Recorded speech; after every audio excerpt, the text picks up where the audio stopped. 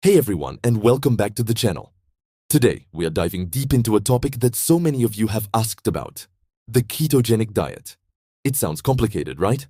All this talk about macros, ketosis, and what you can or can't eat. But what if I told you that starting keto can be incredibly simple? In the next few minutes, I'm going to break down exactly how to start the keto diet in a few super easy, manageable steps. No confusion, no stress. Let's get started. So, what is the keto diet in a nutshell? It's a low-carb, high-fat diet. The goal is to get your body into a metabolic state called ketosis, where it burns fat for fuel instead of carbohydrates.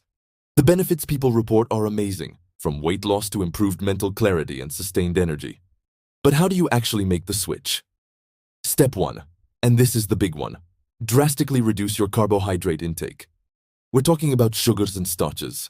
Think about things like bread, pasta, rice, potatoes, sugary drinks, and most desserts. Your goal is to get your daily carb intake down to around 20 to 50 grams. Now don't panic. This is the foundation of keto.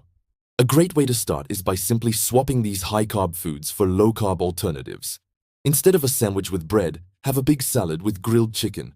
Instead of rice with your curry, try cauliflower rice. It's all about making smart swaps. Step 2 is to increase your intake of healthy fats. This is where keto differs from other low-carb diets. Fat is your new energy source, so you need to embrace it. We're talking about good fats here.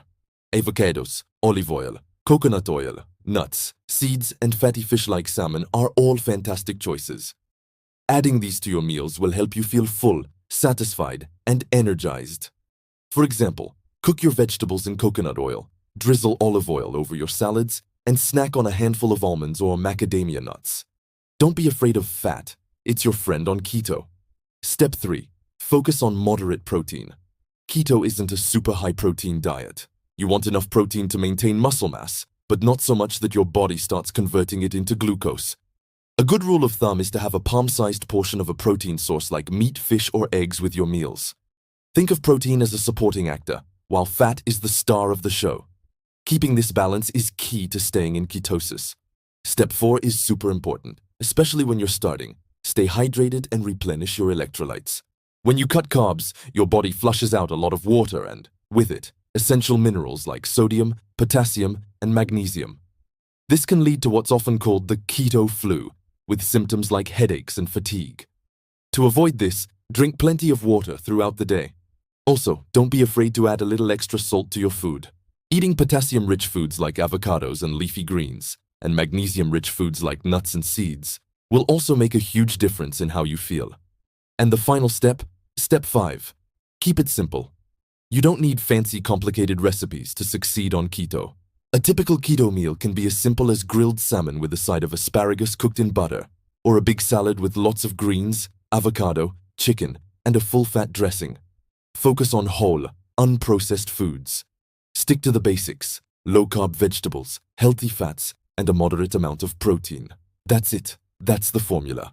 So, to recap, cut your carbs, up your healthy fats, eat moderate protein, stay hydrated with electrolytes, and keep your meals simple. That's really all it takes to get started. It's a journey, not a race.